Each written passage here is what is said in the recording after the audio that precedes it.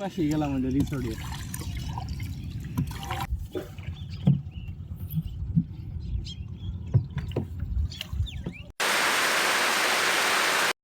আপনাকে নিশ্চয়ই মনে হইতাছে ইস নৌকাটা একটু যদি ঘুরতে পারতাম, নৌকাটা যদি একটু চালাইতে পারতাম কতই না মজা লাগতো।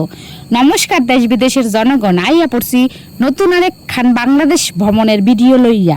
তো আজকে হয়েছে আমি আর আমার টুনা প্রতিদেব মিলা যাম হয়েছে আমার প্রতিদেবের পিসির বাড়ি, মানে আমার পিসি শাশুড়ির বাড়ি, যেটা হচ্ছে বাংলাদেশের গাজীপুর জেলার সারাইয়ার মধ্যে অবস্থিত। মানে সারাইয়া জানি না গাজীপুর জাগো বাড়ি বা বাংলাদেশ জাগো বাড়ি তারা নিশ্চয়ই চিনবেন।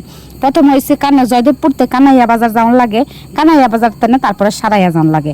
আগে কানাইয়া বাজার তেনে সারাইয়া যাওয়ার কিন্তু কোনো রাস্তা আসছিল না, নৌকা করেই যাইতো। কিন্তু অনেকটা রাস্তা আছে, কিন্তু রাস্তাটা কি কন্ত, রাস্তাটা হয়েছে মেরামত হইতেছে, রাস্তাটা ঠিক করা হইতেছে। হের লেগে আমরা আবার নৌকা করে কানাইয়া বাজার তেনে সারাইয়া যাম। তো আঙ্গ হয়েছে কানাইয়া বাজারে নিতে হয়েছিল আঙ্গ একটা ভাইস্তা, মানে আমার ভাসুরের ছেলে নিতে হয়েছিল। সে নিতে হয়ে প্রথমে কইছে চলো কাকিমা আমরা হয়েছে নৌকাটা যাবো। আমি শুনলাম, বিশ্বাস করেন এতখান আনন্দিত হয়েছি যে নৌকা কইরা এক জায়গার থেকে আরেক জায়গার যাবো। প্রথম দিন যেটা করছি এটা নৌকা কইরা ঘুরা বেড়াইছি 1 ঘন্টা, কিন্তু নৌকা কইরা এক জায়গা ঘুরতে যাইতেছি বা কারো বাড়ি যাইতেছি এইটা তো ভাবতেই আমার আনন্দ লাগতেছে। কারণ ছোটবেলা আমি দাদুর কাছে অনেক গল্প শুনছি যে তারা নৌকা করি নাকি এক আত্মীয়র বাড়িতে আরেক আত্মীয়র বাড়িতে যাইতো। আগের বাংলাদেশ অনেক নাই, বাংলাদেশ অনেক প্রচুর রাস্তাঘাট হয়ে গেছে, সবাই রাস্তাঘাট দিয়ে চলাফেরা করে। কিন্তু আইয়া দেখলাম এনো যে নৌকা কইরা আমার যাওয়ার লাগবো। বিশ্বাস করেন আমি খুবই আনন্দিত হয়েছি। আর ওই যে দেখেন নৌকার আশেপাশে অনেক ভটভট করে যে নৌকা গিলা হেগিলা ঘুরতেছে। অনেক মানুষ দেখি নৌকার মধ্যে সাজায় গুজায়া জন্মদিনের পার্টি করতেছে। ভাবতেও পারতেছেন কি রোমাঞ্চকর ব্যাপার। আঙ্গ দিকে কিন্তু এগুলো আমরা ভাবতেই পারি না যে নৌকা সাজায় গোজায় নৌকার মধ্যে আমরা জন্মদিনের পার্টি করবো। আমরা তো রেস্টুরেন্ট ছাড়া কিছু বুঝিই না। নৌকার মধ্যেও যাতে ইউনিকভাবে জন্মদিনের পার্টি করণ যায়, তারপর নৌকা করে এত সুন্দর করে সাজায় গোজায় পিকনিক করণ যায়, এর একটা আলাদাই অনুভূতি। তো যাই হোক নৌকার মধ্যে উঠা আমি তো বিশাল মজা পাইছি। একারে এদিকে নাচতেছি ঘুরতেছি ফিরতেছি। ওই যে দেখেন কইলাম না জন্মদিন পালন করতেছে, ওই যে ওই সামনের যে নৌকাটা আছে ওই নৌকাটার মধ্যে অনেকগুলা বন্ধু বান্ধবী মিলে আইয়া সাজায়া গোজায় সুন্দর করে তারা ঘুরতেছে।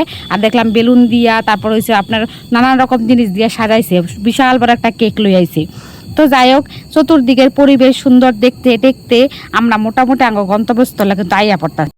বাংলাদেশে যে চতুর্দিকে এত জল, জলের মধ্যে মানুষ খালি মাছ ধরতেই থাকে।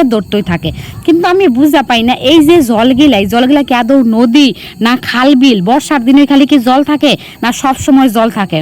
আমার যে ভাইস্তা আছে ভাইস্তাই কইলো যে কাকি মোটামুটি সারা বছর এন জল থাকই, এন নাকি মানে কি কই সারা বছরই নৌকা চলে, মাছ ধরা হয়, মোটামুটি জল থাকই। আর এই যে যেন নৌকাটা চলতেছে এন কিন্তু বিশাল গর্ত।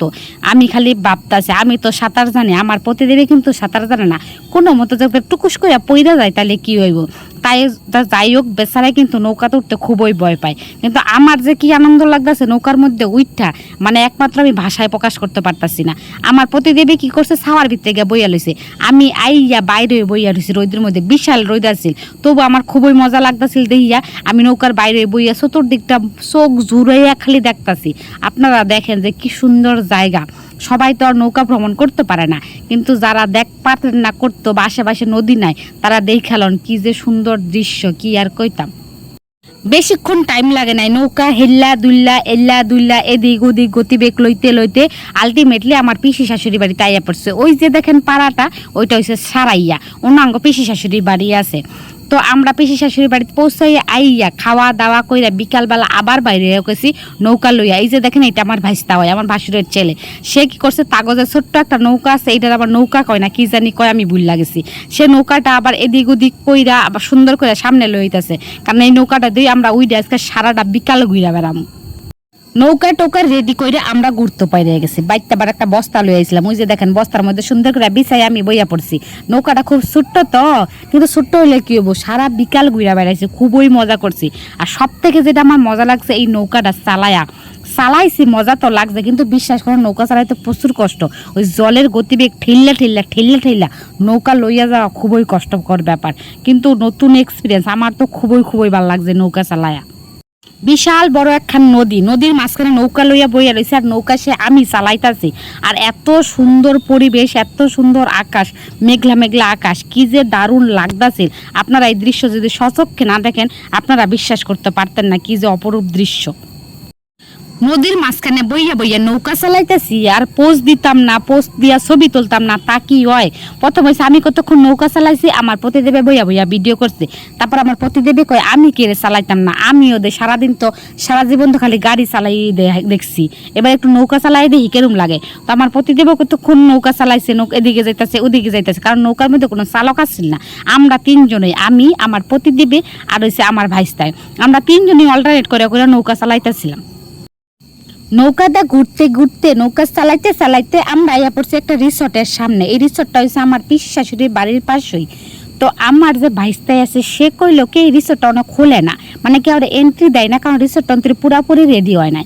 আর এই যে রিসোর্টটার সামনে না সিসিটিভি ক্যামেরা লাগানো আছে, এর লেগে এটা রিসোর্টটার উপরে যাওয়ানো যেত না পোজ মেরা ছবি তোলার লেগে।